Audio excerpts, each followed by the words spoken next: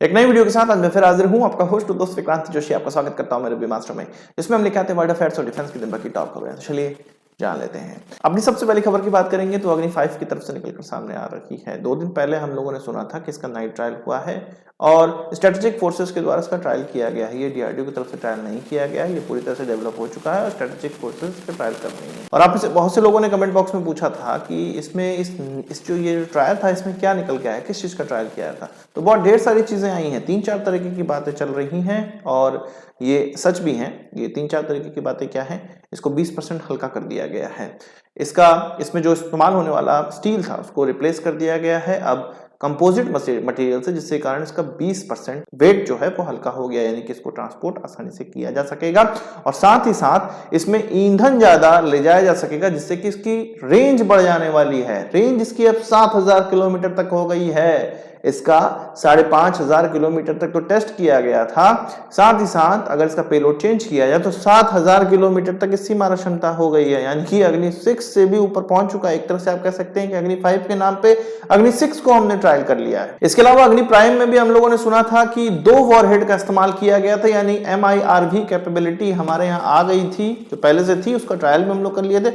अब ये भी कहा जा रहा है कि अग्नि 5 में ही MIRV टेक्नोलॉजी का इस्तेमाल किया गया और इसी इस्तेमाल को करने के लिए स्ट्रेटेजिक फोर्सेस के द्वारा यही सब चीजें चेंजेस थे जो कि ट्राई करके देखना था और पिन पॉइंट एक्यूरेसी के साथ इसने अपने टारगेट को हिट किया है। तो 3-4 तरीके की चीजें क्या हो गई, इसका वजन कम हो चुका है, इसका रेंज बढ़ चुका है और इसमें MIRV कैपेबिलिटी आ गई है। तो ये अग्नि 5 का जो ट्रायल था एक तरह से अग्नि 6 का ट्रायल हम लोग मान सकते हैं, अगर 6000 किलोमीटर मारक क्षमता या इंटरकॉन्टिनेंटल बैलिस्टिक मिसाइल की मारक क्षमता की हम लोग बात करें तो, क्योंकि अब इसकी मारक क्षमता 7000 किलोमीटर तक की हो गई है। बात करते हैं अपनी multi role fighter aircraft program की, जो कि अभी 1-2 साल और लेगा RFP जारी करने में और इसका सिलेक्शन होते होते कुछ 3 से 4 साल तो लग ही जाने वाले हैं। और हम ये भी जानते हैं कि MMRCA को कैंसिल करके 36 रफेल लिए गए थे, पर आपको क्या ये पता है कि 36 और रफेल लिए जाने थे और ये बिल्कुल मसौदा पास ही होने वाला था जब हमारे पुराने RKS भदौरिया जी थे एयरफोर्स चीफ। तब ये क्लियर हो चुका था कि 2 स्क्वाड्रन और रफेल के लिए जाएंगे। हम लोगों ने कई बार खबरों में ये सुना भी था और इसका जिक्र भी करते थे कि 2 स्क्वाड्रन या 3 स्क्वाड्रन और आ सकते हैं और आ सकते हैं। अब ये कहा जा रहा है, उन्हीं के द्वारा ये कहा गया कि जब नए एयरफोर्स चीफ आए वो नहीं चाहते थे कि इस छोटी सी संख्या में फिर से रफेल खरीदे जाएं। वो ये चाहते थे कि पूरे 114 एयरक्राफ्ट या इससे ज्यादा एयरक्राफ्ट आए और भारत के अंदर वो बने। ये छोटे मोटे प्रोक्योरमेंट को नहीं चाहते थे, इसलिए इस मसौदे को ठंडे बस्ते में डाल दिया गया, यानी कि रफेल फिर से चुना जाना था। 2 स्क्वाड्रन और आने थे, पर अभी भी चांसेस हैं।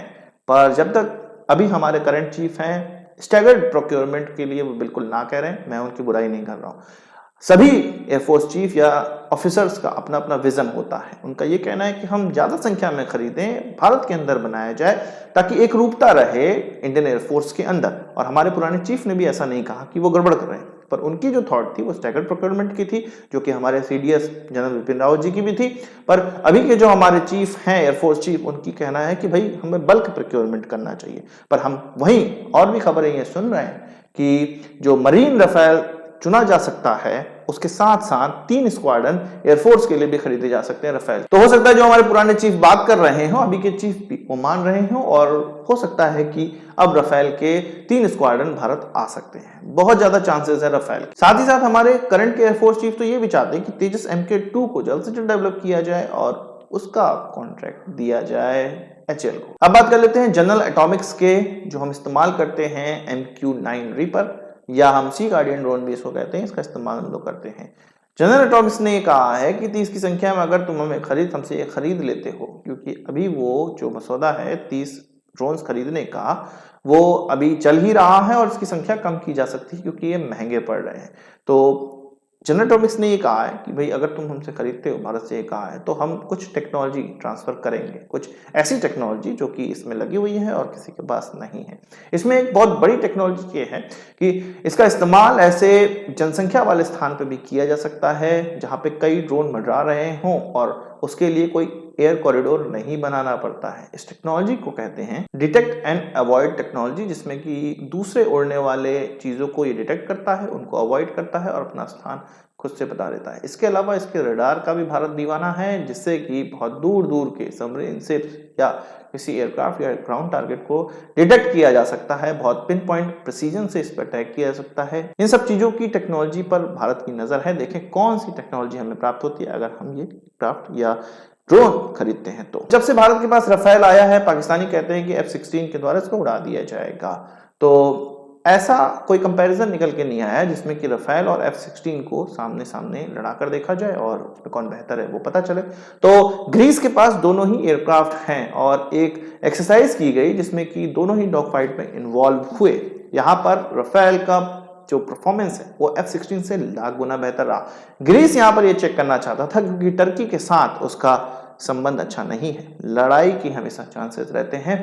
तो ग्रीस ये चाहता था कि देखें भाई कौन काबिल है और किस तरह से F-16 को पछाड़ना है, क्योंकि टर्की बहुत ज्यादा की संख्या में F-16 का इस्तेमाल करता है। तो वहां पर राफेल की परफॉर्मेंस बिंदास एकदम बहुत अच्छी निकल कर आई है और F-16 को उसने बहुत तरीके से पिछाड़ा है। यहाँ पर रिपोर्ट में ये भी कहा जा रहा है कि राफेल का इंजन F-16 के बराबर दमदार नहीं है, पर फिर भी डबल इंजन होने के कारण इस एयरक्राफ्ट का परफॉर्मेंस बहुत बेहतर था और डॉग फाइट में क्योंकि इसमें कनार्ड लगे हुए हैं ये अच्छे से मनोवर कर सकता है।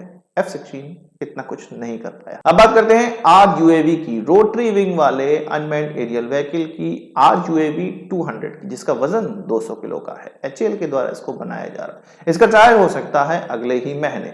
असल में 40 किलोग्राम की वजन ले जाने के लिए ऊंचाई वाले स्थान पे इसको डेवलप किया जा रहा है ताकि एक ही जगह मंडराता हुआ ये एक ही जगह सामान डिलीवर कर सके। इसका केवल इतना ही टास्क है कि सामान डिलीवर करने के लिए इसको बनाया जा रहा है। अभी तक हम लोग ऊंचाई पर खच्चर का इस्तेमाल करते हैं, मैनुअली पहुंचाते हैं, पर ड्रोन के माध्यम से वहां पर पहुंचाया जाए कोई सामान तो बहुत आसानी होगी, समय से भी पहुंचेगा। इसकी संख्या 60 की बनाई जाएगी जब ये अपना टेस्ट पास कर लेगा। टेस्ट अगले साल से स्टार्ट होना है। बात कर लेते हैं तवान क्लैश की, जो कि 9 दिसंबर 2022 को हुआ।